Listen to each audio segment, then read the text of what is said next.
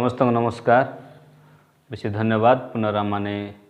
भेटी पार्थे मु बेसी खुशी अच्छी। चलतु आज मैंने ये अधिवेशन रे वाक्य का आम पढ़ी आरंभ करवा।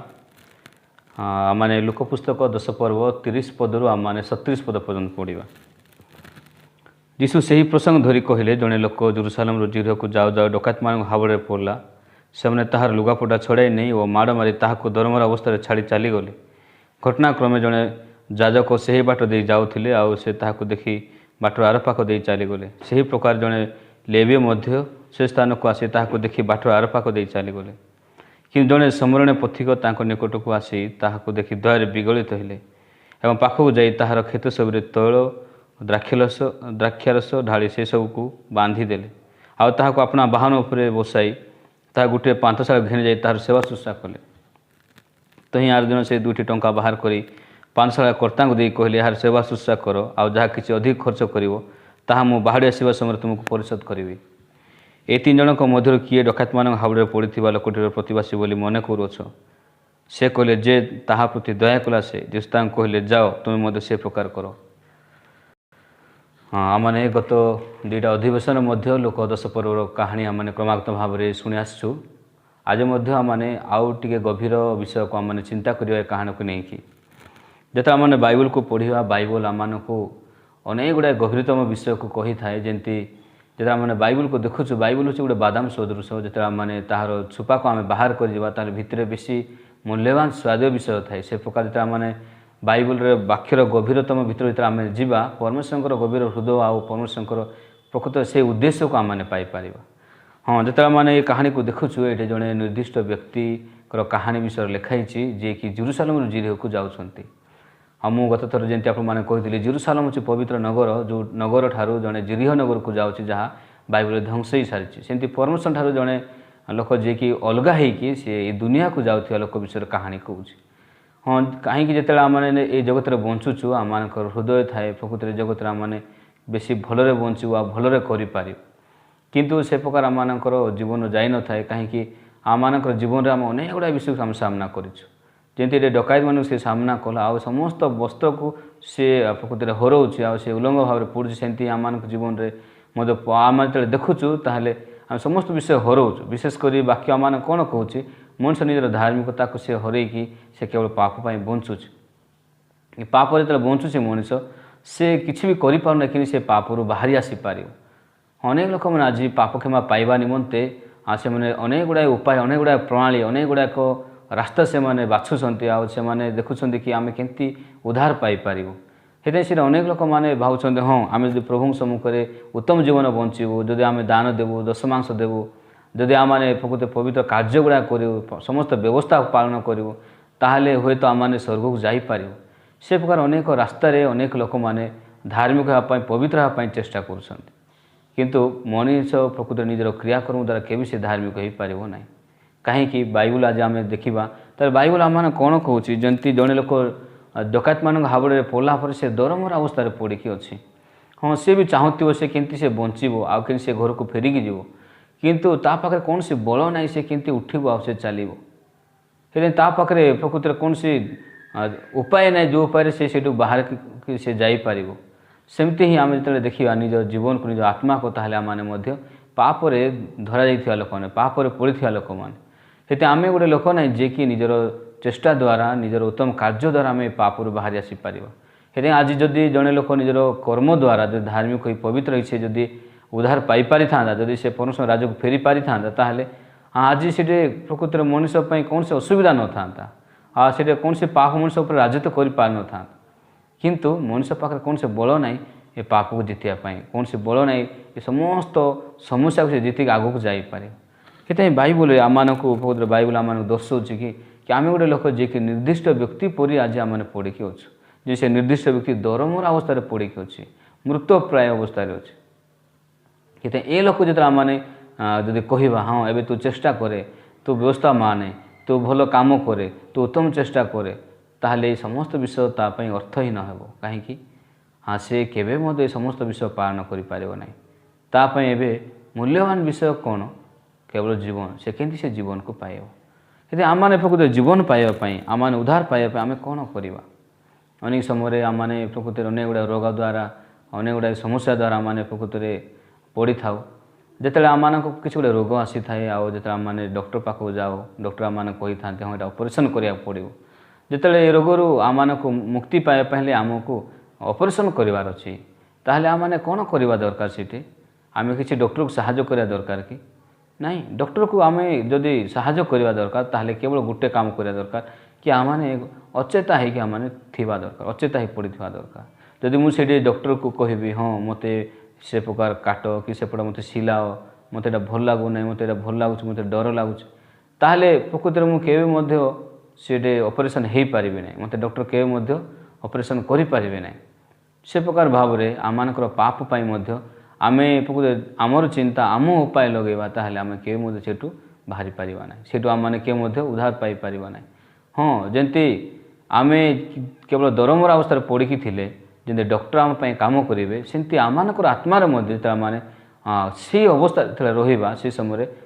प्रकृत परमेश्वर से काम करे जीशु से काम करेंगे जो बाइबल को देखिए बाइबल से क्या जीशु काम कर जीशु भेटुंट जो लोक मैंने बेसी बाइबल पढ़ले जो लोक मैंने बेसी प्रार्थना कले जो लोक मैंने बेसी उत्तम जीवन बंची खाइले से ना अंपटे जो लोक मैंने किसी भी करें ना जमी 38 वर्ष बोधी लोक जे कि 38 वर्ष पर्यटन से पड़ी अच्छी से किसी करना तापाई जीशु आसुँच निकट को से जीशु निकट को जाऊना कि जीशु ता निकट को आसुँच जीशु वाक्य देकी उठाऊँ से जो आम देखा हाँ समरण स्त्री हो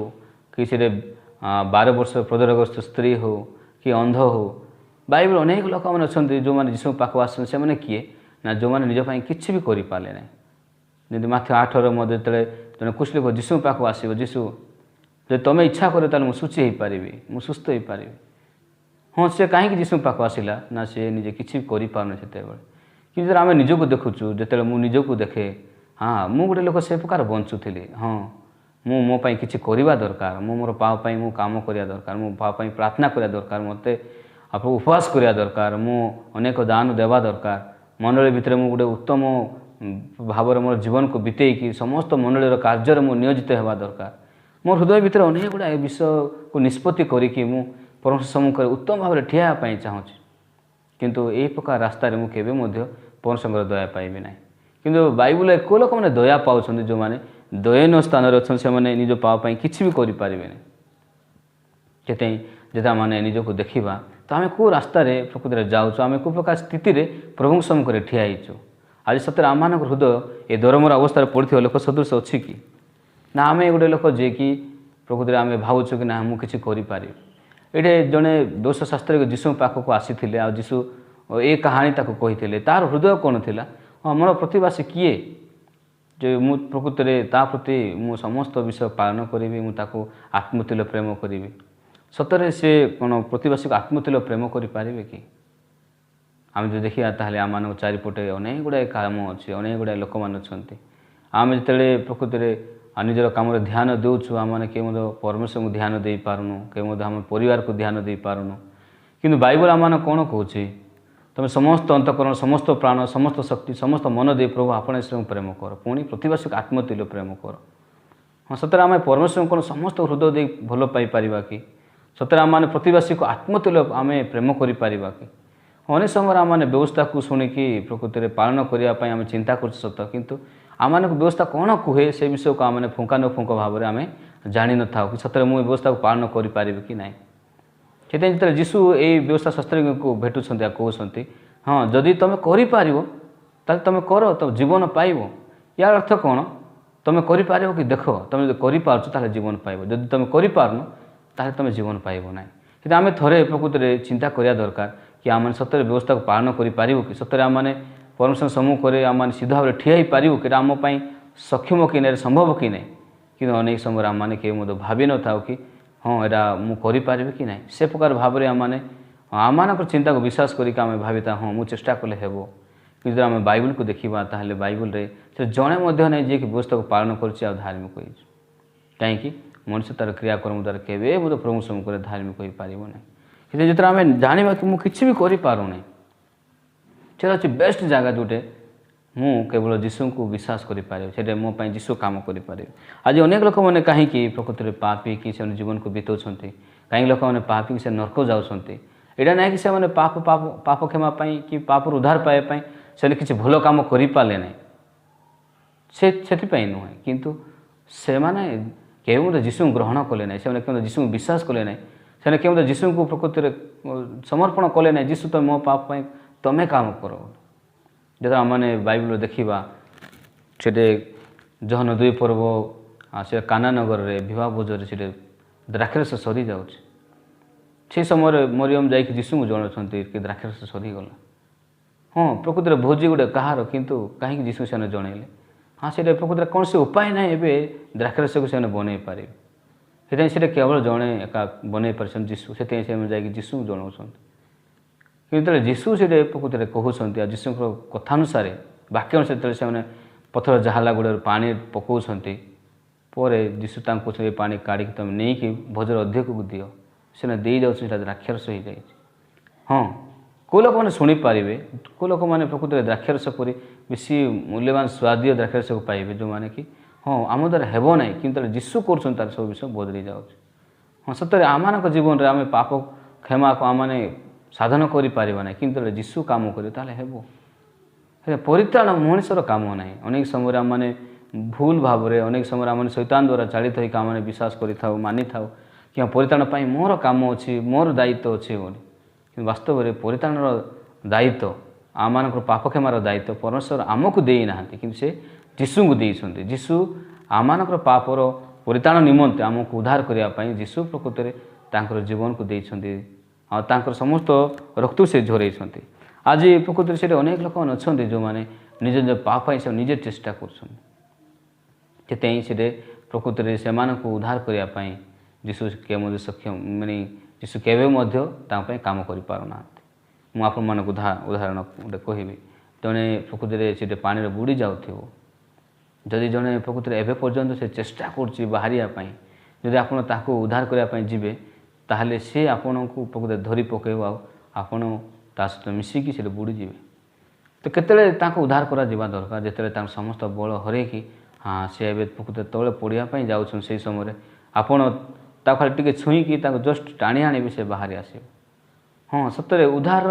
काम जनकर गोटे साइड्रे काम केवल दी जन कर ना से अनेक लोक आज भावुं कि हाँ मुझे गोटे विषय करी तापर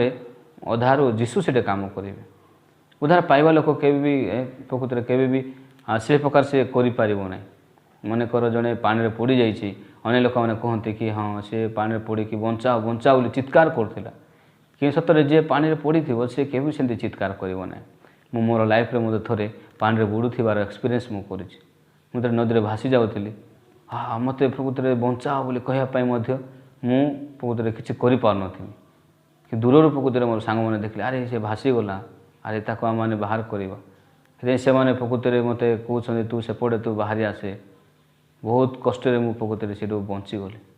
से पानी बुड़ुवा लोक मैंने प्रकृति से मैंने टिके किसी अल्प से मैंने निज काम करेंगे तापर बाहर जड़े उद्धार करेंगे सेमती नहीं से मैंने केवल बुड़ू थे किंतु जी देखो आ जड़े प्रकृति बाहर जड़े उद्धार कले से उद्धार पाए से प्रकार उद्धार काम एक्चुअली जनकर सिंगल साइड आम तो किसी भी करूँ से समय जड़े आम को उद्धार करें जिते जड़े उद्धार पाइबा स्थान में अच्छी से केवल पचार ना प्रकृति केमती होगा केमती पीटा केवल हाँ मत दरकार जीवन दरकार एवं सब चिंता करूँ समय पथी को जिते से रास्तार देकी आसती जदि दरमर अवस्था पड़ा लोक जदि चेता अच्छे बलवान अच्छी एवं किसी है ना से कौन कह हाँ से लोक को देखिकी तुच्छ कर अरे तू समण लोक मुस्रा लोक तू कहीं मत छूँ से घोड़ी दे कि जो से दरमर अवस्था पड़ी तो से समय से के मत भावना यहाँ कौटू आसला किए आसला कौन से करुच्च विपद ता हृदय भितर हाँ प्रकृति जहा हो मु बंचीजी से मत बंचेबा कि से केवल जीवन उद्धार को से प्रकृति जगुची आज अनेक लोक मैंने उद्धार पाइबापी चाहती कि हृदय उद्धार पाइबा जगार न थाए पाप क्षमा पाइबापी चाहती कि हृदय पाप क्षमा पाइबा जगार न थाए से प्रकृति केवल चेष्टा करिवारे थांती गत दिन मानक मुझे प्रकृति मोर चैनल से प्रचार कर आदि आप शुणे जमी जहन 5 पर्व से अनेक पीड़ित अंध खंज शुष्कांग से समस्त बेछेदा पोखरी को से अनेक अच्छा ଯେତେବେଳେ ସେମାନେ ବେଶୀଟା ପୋଖରୀକୁ ଅନେଇକି ଅଛନ୍ତି ନିଜର ଶକ୍ତିକୁ, ନିଜର ଉପାୟକୁ, ନିଜର ଚେଷ୍ଟା ଉପରେ ଡିପେଣ୍ଡ କରିକି, ସେ ସମୟରେ ସେମାନେ କେବଳ ଯୀଶୁଙ୍କୁ ଅନେଇ ପାରୁନାହାନ୍ତି, ଯେଉଁ ଯୀଶୁ ସେମାନଙ୍କର ପଛରେ ହିଁ ଅଛନ୍ତି। କିନ୍ତୁ ଆମେ ଯେତେବେଳେ ନିଜର କର୍ମ ଉପରେ, ନିଜର ଚେଷ୍ଟା ଉପରେ, ଆମେ ନିଜର ଉପାୟକୁ ନେଇକି ଆମେ ଆଗକୁ ବଢ଼ିବା ପାଇଁ ଆମେ ଯାଉଛୁ ବା ଆମେ ଆମ ନିଜ ଉପରେ ଲକ୍ଷ୍ୟ ରଖୁ, ସେହି ସମୟରେ ଆମେ ଯୀଶୁଙ୍କ ଉପରେ ଆମେ କେଉଁ ଲକ୍ଷ୍ୟ ରଖିପାରିବା ନାହିଁ। ଯେତେବେଳେ ଏ ଦରମରା ଅବସ୍ଥାରେ ପଡ଼ିଥିବା ଲୋକ ଯେତେବେଳେ ସେ ଦରମରା ଅବସ୍ଥାରେ ପଡ଼ିକି ଅଛି ଆଉ ତା ପାଇଁ କିଛି ଉପାୟ ନାହିଁ, ସେହି ସମୟରେ ଯୀଶୁଙ୍କ ରୂପରେ, ଉଦ୍ଧାରକର୍ତ୍ତାଙ୍କ ରୂପରେ ଯେ ଶରଣ ପଥକୁ ଆସୁଛନ୍ତି ତା ପାଇଁ ସେଟା ବେଶୀ ମୂଲ୍ୟବାନ। ସେ କେବେ ମଧ୍ୟ ପଚାରୁ ନାହିଁ କି ହଁ ତୁମେ କେଉଁଠୁ ଆସିଲ, କି ତୁମେ କେଉଁ ଲୋକ, ହଁ ତୁମେ ପ୍ରକୃତିରେ ମୋତେ ସାହାଯ୍ୟ କରିପାରିବ କି କ'ଣ। ବ୍ୟବଧାନରେ ସିଏ ଗୋଟେ ଲୋକ ଦରମା ଅବସ୍ଥାରେ ପଡ଼ିକି ଅଛି ଆଉ ତାକୁ ଯାହା ବି କରାଯାଉଛି ସେ ପ୍ରକାର ହେଉଛି। କିନ୍ତୁ ଆମମାନଙ୍କ ହୃଦୟ ଭିତରେ ଆମେ ସତରେ ପାପରେ ଆମେ ଯଦି ମରିକି ଆମେ ନର୍କ ଯିବାକୁ ଆମେ ଯାଉଛୁ, ତାହେଲେ ଆମମାନଙ୍କ ହୃଦୟ ଭିତରେ ଆମମାନେ କିଛି ବି ଆମେ କରିପାରିବାନି। ଏହି ସମୟରେ ଆପଣମାନଙ୍କ ହୃଦୟ ଭିତରେ ଆପଣ ଚିନ୍ତା କରନ୍ତୁ, ସତରେ ମୁଁ ପାପର କ୍ଷମା ପାଇବା ପାଇଁ ମୁଁ କ'ଣ କରିବି। ହଁ, ଅନେକ ସମୟରେ ଆମେ ନିଜର ବିଷୟରେ ଆମେ ଚିନ୍ତା କରୁଛୁ, ମୁଁ କିଛି କରିପାରିନାହିଁ ପାପ କ୍ଷମା ପାଇଁ, ମୁଁ ପରିତ୍ରାଣ ପାଇଁ ମୁଁ କିଛି କରିନାହିଁ, ମୁଁ ଭଲ କାମ କରିନାହିଁ, ବ୍ୟବସ୍ଥା ମୁଁ ପାଳନ କରିନାହିଁ, ଉତ୍ତମ କାର୍ଯ୍ୟ ମୁଁ କରିନାହିଁ। ଇଏ ଛାଡ଼ି ଦିଅନ୍ତୁ ଆପଣ କ'ଣ କରିଛନ୍ତି କ'ଣ ନାହିଁ। ଆଜି ଆପଣମାନେ ଆଖି ବୁଲାନ୍ତୁ, ଯୀଶୁ କ'ଣ କରିଛନ୍ତି। ଆଜି ଆପଣମାନେ ପ୍ରକୃତରେ ଦୃଷ୍ଟି ପକାନ୍ତୁ, ଯୀଶୁ ଆପଣମାନଙ୍କ ପାଇଁ କ'ଣ କରିଛନ୍ତି। ଯେମିତି ବାଇବଲରେ ଯିଶାୟା ପୁସ୍ତକ 45 ପର୍ବର 22 ପଦରେ ଗୋଟେ ବାକ୍ୟ ଲେଖାଇଛି। ମୁଁ ଆପଣମାନଙ୍କ ପାଇଁ ବାକ୍ୟ ପଢ଼ିବା ପାଇଁ ଚାହେଁ। ଯିଶାୟା 45ର 22 ପଦର ବାକ୍ୟ କ'ଣ ଲେଖାଇଛି ଆମେ ଦେଖିବା। ଏଠି ଲେଖାଇଛି, ହେ ପୃଥିବୀସ୍ଥ ସମସ୍ତ ହେ ପୃଥିବୀର ପ୍ରାନ୍ତସ୍ଥ ସମସ୍ତେ ତୁମାନେ ଆମ୍ଭ ପ୍ରତି ଅନାଇ ପରିତ୍ରାଣ ପ୍ରାପ୍ତ ହୋ, କାରଣ ଆମ୍ଭେ ପରମେଶ୍ୱର ଆମ୍ଭ ଛଡ଼ା ଦ୍ୱିତୀୟ ନାହିଁ। ହେ ପୃଥିବୀର ପ୍ରାନ୍ତସ୍ଥ ସମସ୍ତେ ଆମ୍ଭ ପ୍ରତି ଅନେଇ ତୁମେ ପରିତ୍ରାଣ ପ୍ରାପ୍ତ ହୋ। ସେଥିପାଇଁ ମଣିଷ ପରିତ୍ରାଣ ପାଇବା ପାଇଁ ଆକ୍ଚୁଆଲି ମଣିଷକୁ ଅନେଇଲେ ସେଠି ନାହିଁ, ନିଜକୁ ଅନେଇଲେ ସେଠି ନାହିଁ। ନିଜକୁ ଦେଖିଲେ ସେଠି ପରିତ୍ରାଣ ମୁଁ ପାଇପାରିବି ନାହିଁ। ନିଜର କର୍ମକୁ ଦେଖିଲେ, ନିଜର ବିଶ୍ୱାସକୁ ଦେଖିଲେ, ନିଜର ଉତ୍ତମତାକୁ ଦେଖିଲେ ମୋ ପାଖରେ ସେଟା କୌଣସି ବିଶ୍ୱାସ ନାହିଁ, ମୋ ପାଖରେ କୌଣସି ଶକ୍ତି ନାହିଁ ପରିତ୍ରାଣ ପାଇବା ପାଇଁ। କିନ୍ତୁ ମୁଁ ପରିତ୍ରାଣ କେମିତି ପାଇବି? ଯେତେବେଳେ ମୁଁ ଯୀଶୁଙ୍କୁ ଅନେଇବି କି ଯୀଶୁ ମୋ ପାଇଁ କାଲବରୀ କ୍ରୁଶରେ କ'ଣ କରିଦେଇଛନ୍ତି, ଯୀଶୁ ମୋ ପାଇଁ କ'ଣ କରିଛନ୍ତି। ଯେତେବେଳେ ଆମେ ଦେଖିବା ତାହେଲେ ଏଇଟା ନିର୍ଦ୍ଦିଷ୍ଟ ବ୍ୟକ୍ତି ଯିଏକି ଦରମରା ଅବସ୍ଥାରେ ପଡ଼ିଥିଲା, ସେ କେବଳ ଯୀଶୁଙ୍କୁ ଡାକି ନାହିଁ, ସେ ଯୀଶୁଙ୍କ ପାଖକୁ ଯାଇନାହିଁ। କିନ୍ତୁ ଯେତେବେଳେ ସେ ଦରମରା ଅବସ୍ଥାରେ ପଡ଼ିକି ସେହି ସମୟରେ ଯୀଶୁ ତା ପାଖକୁ ଆସିଲେ, ସେହି ସମୟରେ ଯୀଶୁ ତା ପାଇଁ କାମ କଲେ। ହଁ, ଯୀଶୁ ଯେତେବେଳେ ଆସୁଛନ୍ତି ତା ପାଖରେ କ'ଣ ଅଛି? ତାଙ୍କ ପାଖରେ ଦ୍ରାକ୍ଷାରସ ତୈଳ ଅଛି। ଏ ଦ୍ରାକ୍ଷାରସ ପ୍ରକୃତିରେ ଯୀଶୁଙ୍କ ରକ୍ତକୁ ବୁଝାଉଛି, ତୈଳ ପବିତ୍ର ଆତ୍ମାକୁ ବୁଝାଉଛି, ଯିଏକି ତାଙ୍କ ଉପରେ ଦ୍ରାକ୍ଷାରସ ତୈଳ ଢାଳି ବାନ୍ଧି ଦେଉଛନ୍ତି ଆଉ ତାଙ୍କୁ ଉଦ୍ଧାର କରୁଛନ୍ତି। ଉଦ୍ଧାରକର୍ତ୍ତା ପ୍ରକୃତିରେ ସେ ନିଜେ ଆସୁଛନ୍ତି ଆମମାନଙ୍କ ପାଖକୁ। ଆମେ କେମିତି ଯୀଶୁଙ୍କୁ ଡାକିନୁ, ଆମ ପାପ ପାଇଁ ଯୀଶୁ ମରିବେ କି କ'ଣ ଆମେ କିଛି ଜାଣିନୁ। କିନ୍ତୁ ଏ ଜଗତକୁ 2000 ବର୍ଷ ପୂର୍ବେ ଯୀଶୁ ଆସିଲେ, ଆମ ପାପ ପାଇଁ ସେ ଜଗତକୁ ଆସିଲେ। ସେ ଆମମାନଙ୍କର ପାପ ପାଇଁ ସେ ଜଗତକୁ ଆସିକି ଆମମାନେ ସମସ୍ତ ପାପକୁ ବହନ କଲେ। ଯଦି ଆଜି ଆପଣମାନେ ଦେଖିବେ ଯିଶାୟା ପୁସ୍ତକ 53 ପର୍ବରୁ ଆମମାନେ 4ରୁ 6 ପଦ ପର୍ଯ୍ୟନ୍ତ ଆମେ ଦେଖିବା, 53 ପର୍ବରୁ ଆମମାନେ 4ରୁ 6 ପଦ ପର୍ଯ୍ୟନ୍ତ ଆମେ ଦେଖିବା, ନିଶ୍ଚୟ ସେ ଆମମାନଙ୍କର ଯାତନା ସବୁ ଧାରଣ କରିଅଛନ୍ତି ଓ ଆମମାନଙ୍କ ବ୍ୟଥା ସବୁ ବହି ଅଛନ୍ତି। ତଥାପି ଆମମାନେ ତାହାଙ୍କୁ ଆହତ ଓ ପରମେଶ୍ୱରଙ୍କ ଦ୍ୱାରା ପ୍ରହାରିତ ଓ ଦୁଃଖଗ୍ରସ୍ତ ବୋଲି ମଣିଲୁ। ମାତ୍ର ସେ ଆମମାନଙ୍କ ଅପରାଧ ନିମନ୍ତେ କ୍ଷତ ବିକ୍ଷତ ହେଲେ ଓ ଆମମାନଙ୍କ ଅପରାଧ ନିମନ୍ତେ ଚୂର୍ଣ୍ଣ ହେଲେ। ଆମମାନଙ୍କର ଶାନ୍ତିଜନକ ଶାସ୍ତି ତାହାଙ୍କ ଉପରେ ବର୍ତ୍ତିଲା ଆଉ ତାହାଙ୍କ ପ୍ରହାରରେ ଆମମାନେ ସୁସ୍ଥ ହେଲୁ। ଆମମାନେ ସମସ୍ତ ମିଶଗଣ ତୁଲ୍ୟ ବିପଦଗାମୀ ହୋଇଅଛୁ, ଆମମାନେ ପ୍ରତ୍ୟେକ ଆପଣା ଆପଣା ବାଟରେ ଫେରିଅଛୁ ଆଉ ସଦାପ୍ରଭୁ ଆମ ସମସ୍ତଙ୍କର ଅପରାଧ ତାହାଙ୍କ ଉପରେ ବର୍ତ୍ତାଇ ଅଛନ୍ତି। ଯିଶାୟ ଭବିଷ୍ୟତ ବକ୍ତା କାହା ବିଷୟରେ କହୁଛନ୍ତି? ଯିଶାୟ 53ର 4, 5, 6 ପଦରେ ଆମେ ଦେଖିଲୁ ଯୀଶୁଙ୍କ ବିଷୟରେ ସେ କହିଲେ। ଯୀଶୁ ଆସିଲେ ଆମ ପାଇଁ କ୍ଷତ ବିକ୍ଷତ ହେଲେ, ଚୂର୍ଣ୍ଣ ହେଲେ। ସେ ଆମମାନଙ୍କ ଅଧର୍ମ ନିମନ୍ତେ, ଆମମାନଙ୍କ ପାପ ପାଇଁ ସେ ପୁତରେ ଚୂର୍ଣ୍ଣ ହେଲେ, ତାହାଙ୍କ ପ୍ରହାରରେ ଆମମାନେ ସୁସ୍ଥ ହେଲୁ ବୋଲି ବାଇବଲ କହୁଛି। ହଁ, ଯଦି ଯୀଶୁ ମୋର ପାପ ପାଇଁ ଅଲରେଡ଼ି ସେ ସମସ୍ତ ଦଣ୍ଡକୁ ଗ୍ରହଣ କଲେ ଆଉ କାଲବରୀ କ୍ରୁଶରେ ରକ୍ତ ଝରେଇଲେ, ତାହେଲେ ମୁଁ ପାପରେ ଅଛି ନା ମୁଁ ସୁସ୍ଥ ହେଇଛି? ମୁଁ ପାପରେ ଅଛି ନା ମୁଁ ପ୍ରକୃତ ଧାର୍ମିକ ହେଇଛି?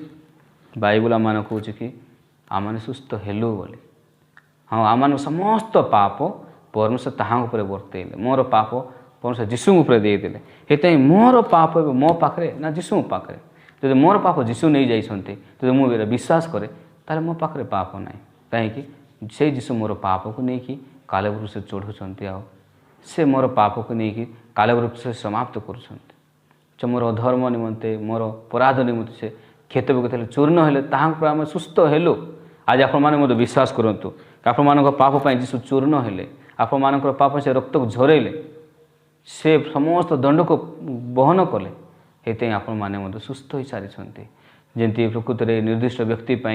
आसिले समरण पथिक द्राक्षरस प्रकृत में ढाले तैल ढाल बांधिदेले सेमती जीशु मध्य आम समस्त अपराधर दागरे रक्त को लगे आम बांधिदेले ये जदि आपण मैंने आज वाक्य को स्पष्ट भाव देखिले कि जीशु मो कौन करीशु मो प्रकृत में समस्त धार्मिकता साधन करीशु मो समस्त परिताण साधन करी केवल मु गोटे लोक आज विश्वास करुच्ची कि नहीं सेटा मैटर करुच्ची जीशु मोर पाप कौन कर बाइबल स्पष्ट भाव आम कौच